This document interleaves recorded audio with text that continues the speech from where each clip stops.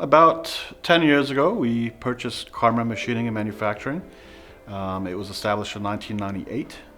So my business partner and myself purchased it.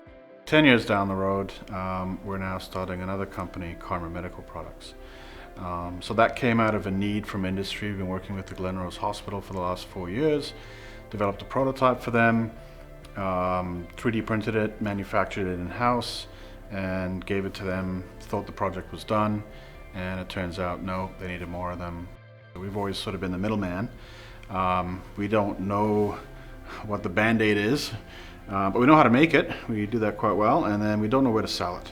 So now with our medical device company, we're filling all three shoes.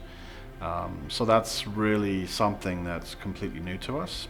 We reached out to Business Link to get some market analysis and figure out exactly what the device is, because we knew what it was, but what is it as in terms of, you know, classification?